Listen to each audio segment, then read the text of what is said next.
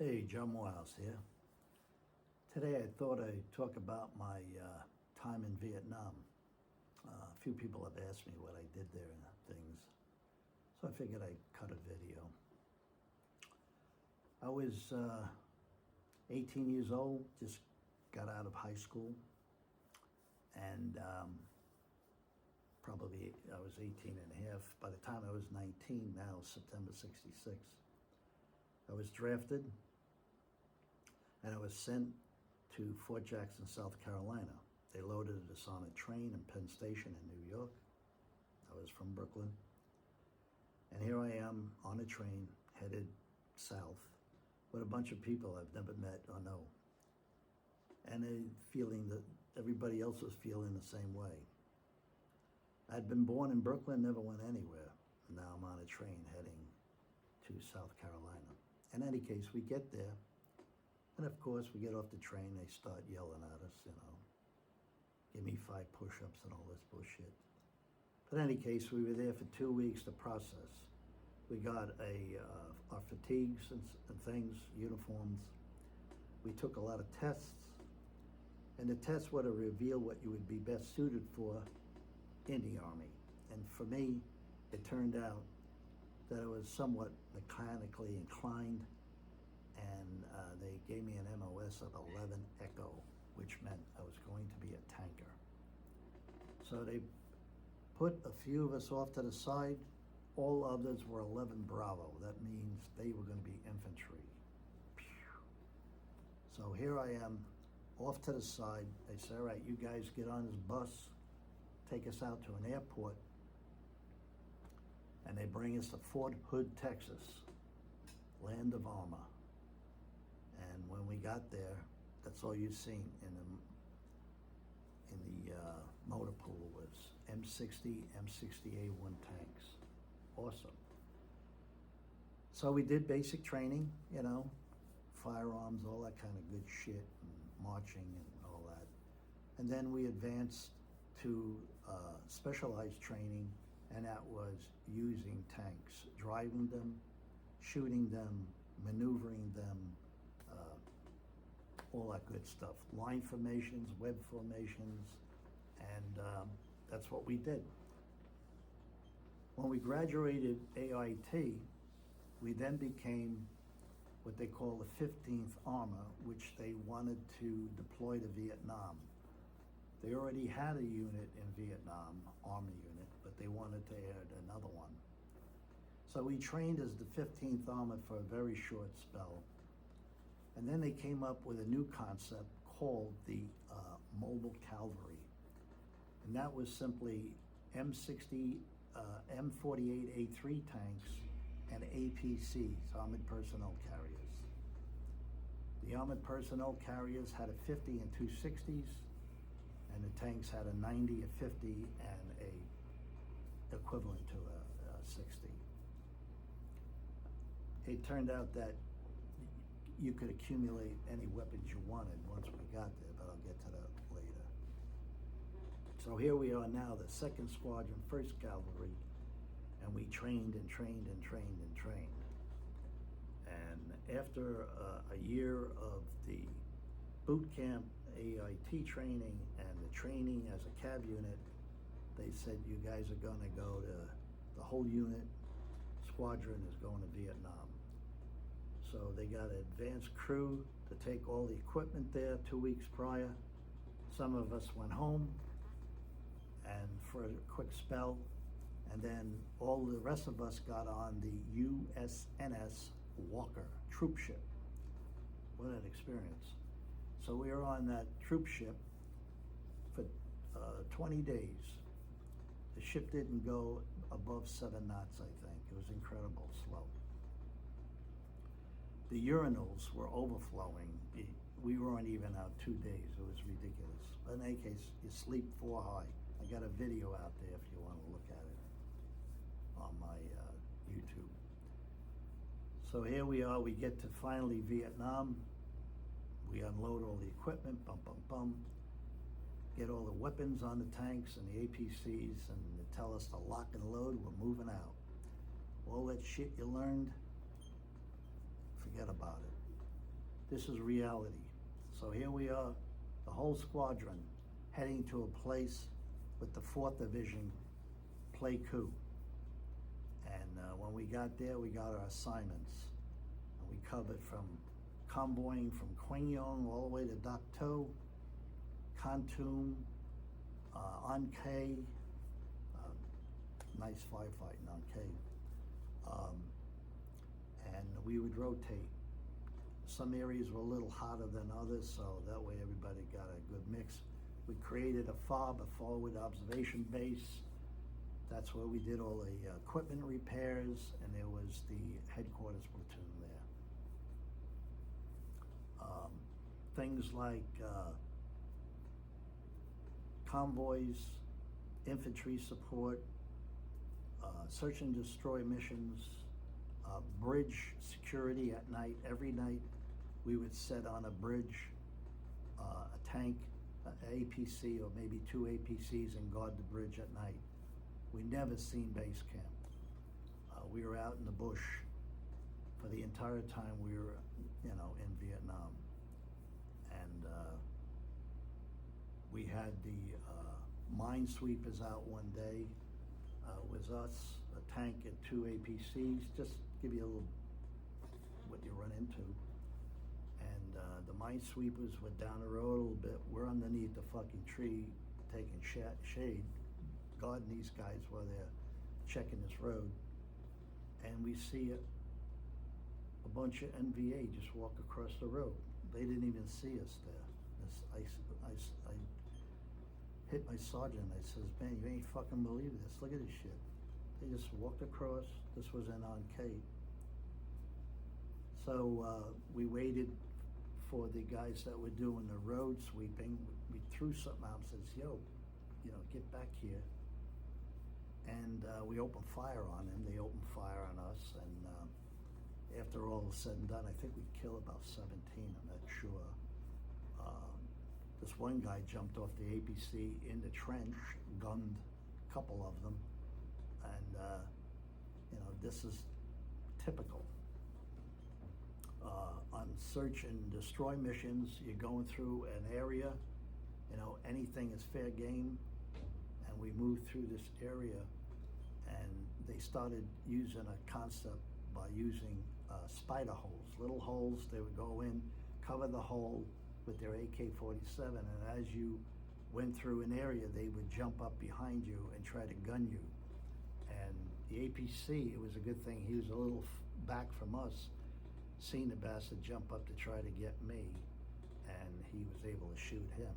Another spider hole further up, didn't see him, he jumped up on a tank, and I was able to hit him with my Colt, and I hit him in the head, and my sergeant says, why don't you shoot him? I says, it didn't even come to me. I hit the fuck in the head, he went down, APC guy shot him. But, that was a typical search and destroy. We were told one day, we're sitting on a bridge, hurry up, get to the FOB. We got an assignment for us. We used to have a first lieutenant who was kind of crazy, and his name was Jones. So they nicknamed us the Jones Boys. So the captain says, give me the fucking Jones Boys. So we go to shoot back to the FOB, and as we pass this boots temple, fucking rocket comes out, hits the tanks, shatters shit all over us, breaks the glass on the searchlight. That goes all down my neck because now I'm driving. I used to be a loader. And we wound up getting one kid, the same little prick that used to sell us Coca-Cola on the road at times. Whatever, shit happens. And these are typical things that occur. And that pretty much was the same shit up until May. Then the unit was gonna stay there. So instead of everybody ending their tours all at once, they broke us all up. Who was a gunner went to a helicopter, a door gunner, so on and so forth. They send my ass to the 1st Squadron, 4th Cavalry, and the Big Red 1. When I get there, I'm now a Spec 5, Specialist 5. They say, you're gonna go be a tank commander. It's not like you got a lot to say about it. Go to Long Bend, pick up a brand new tank, picked a driver, came back, here's your crew. You know, we never seen eye on each other ever. So now we're a crew, and they start sending us out on missions, and it's like on-the-job training. You got to get our shit together quick. But the big thing is later on in being in Vietnam, I didn't see a lot of senior NCOs out in the field. So you had a lot of unbridled young lads like myself, 20 years old, running around out there with a lot of power. Not a good thing. I think there should have been more supervision. This whole war started in 65, now I'm 68. All the good intentions seem to be phased, just withered away. Different administration in the White House, all the good stuff, nobody gives a shit. And it's just the same shit every day, you know. What was a good intention turned to shit, like everything, you know. There should have been goals set. You know, we'll go there, we're getting out of there when, in my opinion, we could have won that war, no problemo. Fact. So now I'm in the 4th Cav, and we're on missions, convoys, all that good stuff. The Michelin rubber plantation was the biggest pain in the fucking ass, and the water plant that was built for these people. Charlie was always looking to blow that sucker up. And same missions, same shit. One to note that impacted me personally the most was around June 17th. And we were told to get to a certain location. We dropped off the infantry, got there real quick. Upon arrival, they opened fire on us, the NVA. We returned fire, and off to my left, there's NVA. He jumps up, shoots at me and D'Agostino, and you could hear the bullets just crack right by us. D'Agostino returns fire real quick with the M79 grenade launcher, which the round explode just missed him. At the same time, I'm trying to get my 50 down around by my left fender, and I'm able to gun him. I hit him twice with 250 caliber rounds, and at the same time, the firefight is we're exchanging rounds back and forth. We emptied all our ammo on a tank, pulled the tank back. Deuce and a halfs were there, loaded more ammo, re-engaged. Maybe we killed, I don't know, 20-something people, enemy. But after all was said and done, I had this incredible,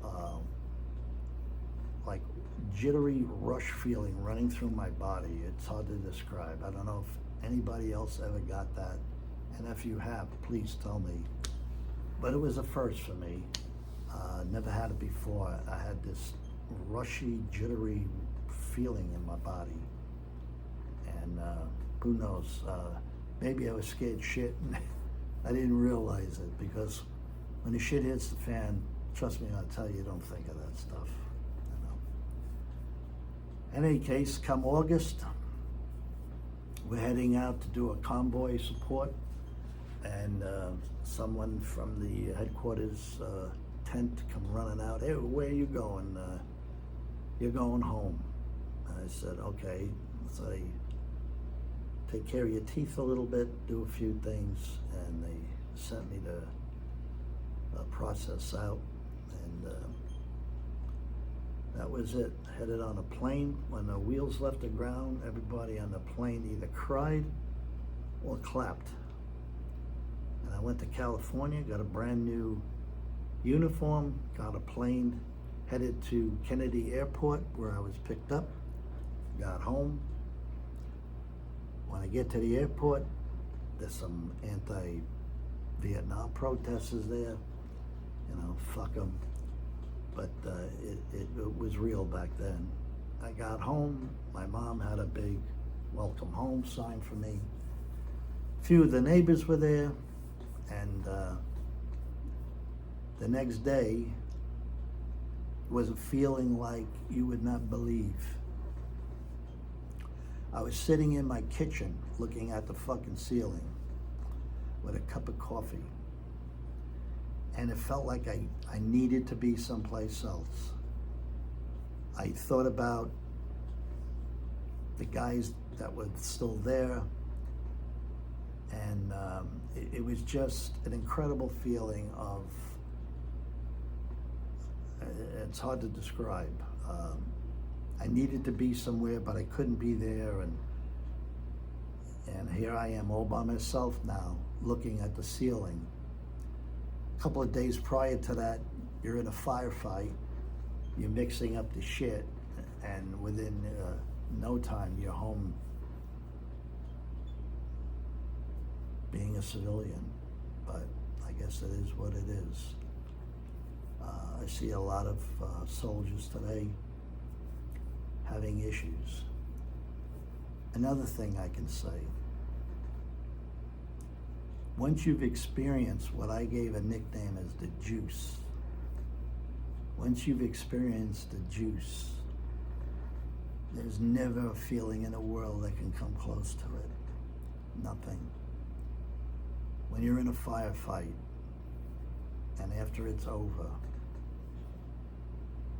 I call it the juice. And any of you guys that have experienced that, please share it with me. But you will never, I'm 75 years old, you will never, ever experience that again. And I was a cop for 25 years, a lot of it on the street. So it is what it is. In any case, that's my story. You all have a nice day, and God bless.